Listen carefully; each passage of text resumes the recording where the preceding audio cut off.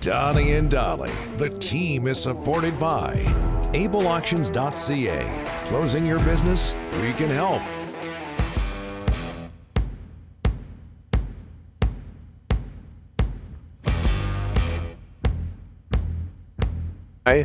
On this Tuesday, the Bayside Oceanfront Resort in Parksville. We're going with the phone call now. Craig, you there? We got him? I am here. Sorry about that. I apologize for the glitch. And seems Ryan said, he goes, might have a glitch in your internet in the area. So I'm not going to put it now. I'll just join you guys. No problem, Craig. Anybody who watches this show on a regular basis, they're probably blaming us. It's probably our fault, Craig. So don't worry about it for a second. Thatcher Demko, we were talking about riding that fine line of playing your stud goaltender too much. Possibly. Well, a couple of things. You're playing and you're also riding that line, but it doesn't mean that he necessarily contributed to his injury. It could have just been a movement that contributed to it. I think coming off the injury that he had last year, you got to be cognizant of it, and you got to be aware of not taxing him too much. And then the other part of this is that the Vancouver Canucks we're struggling, and now you want to try to get back on track. You don't want to lose ground. So what do? You start playing your number one goaltender, maybe a little bit more than Rick Talker would have desired. So you put all that together. Could it have been a contributing factor? Yes. But the fact remains now is that they're without him. Do I think it's going to derail the Vancouver Canucks? No, I don't. But I think the key now for Vancouver and for Thatcher is to make darn sure that he's as close to 100%, if not 100%, when the playoffs begin. And does he need a week or 2 weeks ahead of that to get going? I do not know. But not having Thatcher Demko in the playoffs, I think that creates a bigger problem than not having Thatcher Demko for the next 2 to 4 weeks. Hey, Craig, we haven't talked to you since the trade deadline. Vegas, Colorado, Dallas, Edmonton, all loaded up. The Canucks did nothing. Were you surprised? Well, I think the Canucks did lots, and they just didn't do anything right at the deadline. I mean, they got their work done ahead of time, and so you look at the maneuvers they've made and are really positive, and I think really significant for where they find themselves in the overall standings and in their placing in the Pacific Division. So when you set the bar, and I think Vancouver has set a very high bar, you have a lot of teams chasing you, and that's what forces them to address what they feel are areas of their team they want to strengthen.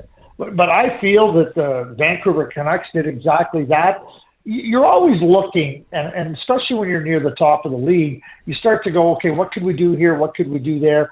When you see other teams make the moves that were made in the West, and specifically in the Pacific Division, you start to go, geez, maybe we could have done a little bit more. But keep in mind that those teams are chasing Vancouver.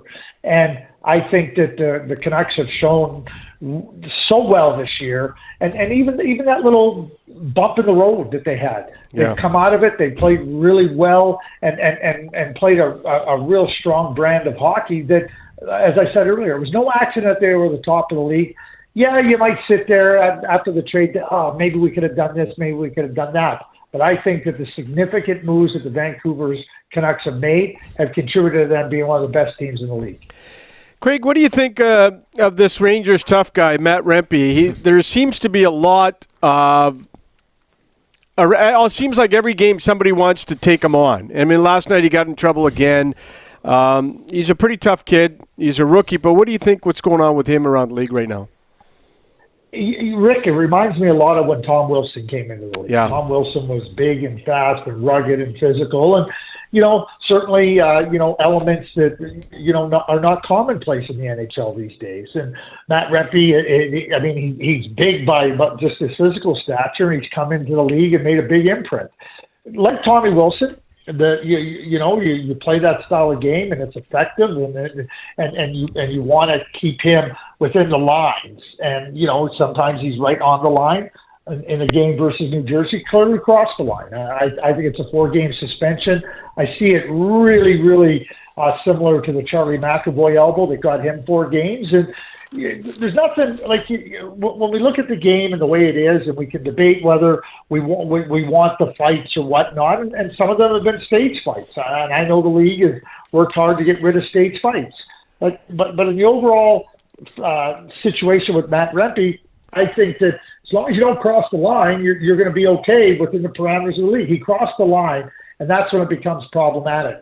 I thought that the league could have put him on notice a couple weeks ago when he took that run at Liabushkin. Just fine him for charging. That puts him on notice. And I think that the league does a really good job of that, but I think they may have missed an opportunity at that moment in time. But at the same time, you know, the stage fight with him and Ryan Reeves, you know, some of the stage fights, and he hasn't been on the right side of some of those fights, and he is a tough, hard-nosed kid. But at the same time, play the game hard, play it rugged, play it the way you want to. But when you cross that line, you're going to run you're going to run afoul of the justice system, in this case, the Department of Player Safety, and he did. Yeah. Just single-handedly taking us all back to the 1980s with the way he's playing. Hey, Craig, Kings over the Islanders, 3-0. Are you a fan? And it's not illegal, but the way the Kings play, they played the Canucks recently, and it was just so boring. That 1-3-1 setup. Are you okay with that? Because from an entertainment point of view, it's tough to watch. Yeah, Tinseltown. They're not used to watching that. That's right. Of sporting entertainment. I go back, Donnie, and I think you and Rick will recall this. You know, when the Tampa Bay Lightning were playing that way, and Chris Pronger just said, "Go ahead and play that way. I'm just going to stand here with the puck." Mm-hmm. I guess there's nothing illegal about the way they're playing. I think the LA Kings are in survival mode, trying to protect their goaltender, trying to ensure that they don't give up anything and try to take advantage of some spots. It's clearly not entertaining. It's clearly not something that's appealing in any way, shape, or form. But right now, the LA Kings find themselves in a place where they're resorting, I guess what I would call it, and again, it's just the way it's a lower common denominator of trying to win games. And I go back, and I said it earlier yesterday.